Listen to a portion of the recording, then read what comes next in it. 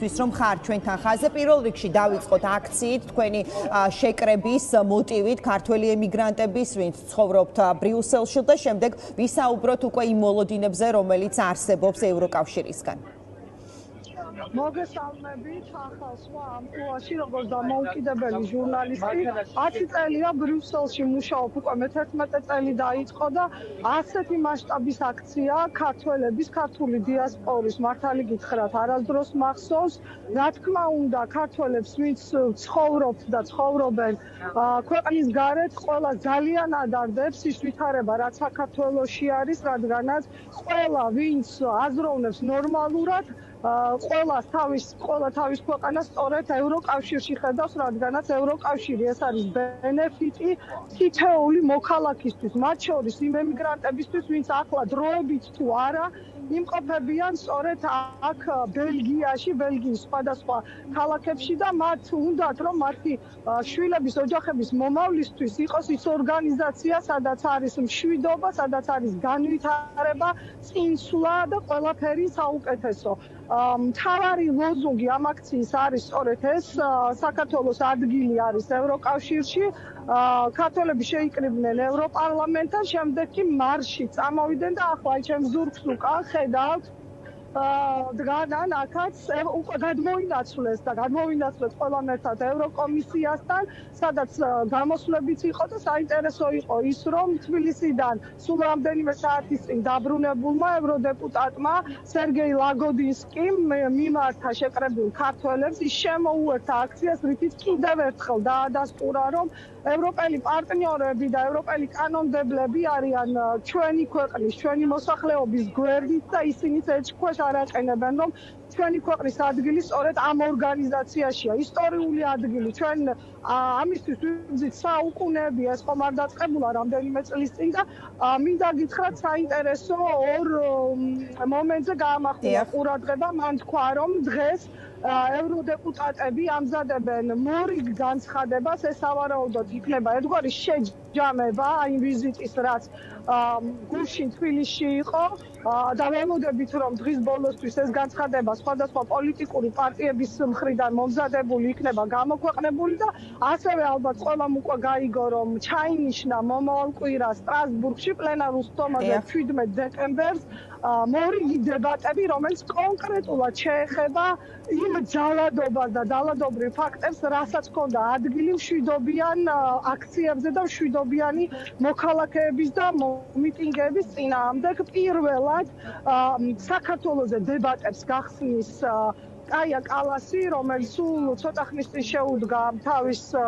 სამუშაოს ახალ ამპლუაში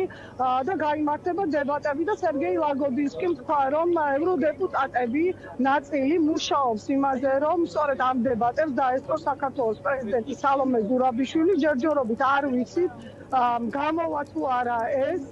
მაგრამ ყოველ შემთხვევაში დეპუტატების ნაწილის სურვილი არის, რომ ამ დებატებზე საქართველოს მხრიდან სწორედ ის იყოს წარმოდგენილი. ნახოთ, მომავალი კვირა ზოგადად ძალიან მნიშვნელოვანი იქნება ევროკავშირის პოლიტიკურ დედაქალაქში. ორშაბათი იწყება სწორედ აქ ევროკავშირის საბჭოში საგარეო უწყების ხელმძღვანელების შეხვედრით აქაც პირველად უკვე როგორც ევროკომისარი საგარეო და უსაფრთხოების საკითხებში კაია კალასი უთანა იქნება თავმჯდომარე ამ შეხვედრის და სხვათა შორის სამი ძირითადი საკითხი არის ანუ აქ დღის წესრიგი როდესაც ყალიბდება არის ძირითადი საკითხები და არის მიმდინარე საკითხები და საინტერესო მომენტია რომ თუ კი აქამდე ვთქვათ საქართველოს საკითხი მიმდინარე საგარეო საკითხებში იყო ჩასმული დღეს მაგალითად სამი მთავარი საკითხია პირველი რა თქმა უნდა უკრაინაა და რუსეთის აგრესია უკრაინის წინააღმდეგ მეორე კი პირდაპირ დღის წესრიგში ანუ მთავარ ნაწილში იქნება საქართველო ასევე ჩემი ინფორმაციით დღის წესრიგში და მაგიდაზე იქნება მსჯელობა ახალ ზომებზე რაც უნდა იქნეს ევროკავშირის მხრიდან გატარებული ეს უფრო სავარაუდოდ მე ასე ვარაუდობ რომ იქნება პირველი ესეთი პოლიტიკური მოთელვა თუმცა არ გამორიცხავენ რომ შესაძლოა რაღაცა კონკრეტული შედეგიც დაიდოს მაგრამ ცოტა ადრე ამაზე საუბარი ანუ საუბარი არის რაც წინა დღეებშიც მედიიდანაც გვესმოდა რომ შესაძლოა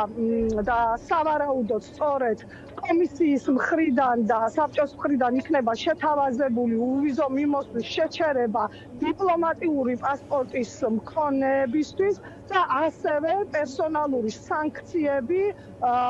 თუმცა ჩემი ინფორმაციით ორშაბათს კონკრეტულ გვარებზე საუბარი არ იქნება. ანუ ეს იქნება უბრალოდ შეთავაზება და აინტერესებს საბჭოსაც და კომისიასაც რა რეაქცია და რა პოზიცია ექნებათ წევრ ქვეყნებს აი ამ შეთავაზებაზე. და კიდევ ერთი ძალიან საინტერესო დეტალი, რაც შეეხება ამ პერსონალურ სანქციებს, ეს არ იქნება ჯერჯერობით ამ ეტაპზე რაღაც სპეციალურად შექმნილი საქართველოსთან დაკავშირებით რაღაცა გახსნილი სანქციების ახალი მექანიზმი, ანუ თუ კი იქნება პოლიტიკური გადაწყვეტილება მიღებული, ის პერსონები, რომლებიც იქნებიან წარდგენილი, შევლენ გლობალური მაგნიტსკის სიაში, რომელიც ეხება გლობალურად ადამიანის უფლებების დარღვევებს. ანუ უფრო მარტივი გზა არის, აი მაყურებელმა რომ გაიგოს კარგად, ცალკე შექმნა საქართველოს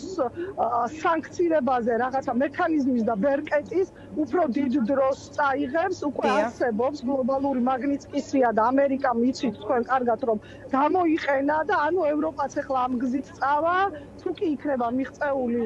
შეთანხმება, ამ შემთხვევაში უკვე თარგეტირებული, ეგრეთ წოდებული თარგეტირებული სანქციები შევა ამ გლობალური ადამიანის უფლებათა დარღვევის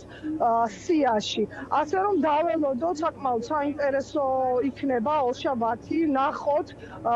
იქნება მხოლოდ პოზიციების გაცვლა გამოცვლა თუ შესაძლოა ვიხილოთ რაიმე კონკრეტული შედეგი. კიდევ ერთი საინტერესო საკითხი, რასაც ლობირებს ევროპარლამენტი, რომ ის თანხა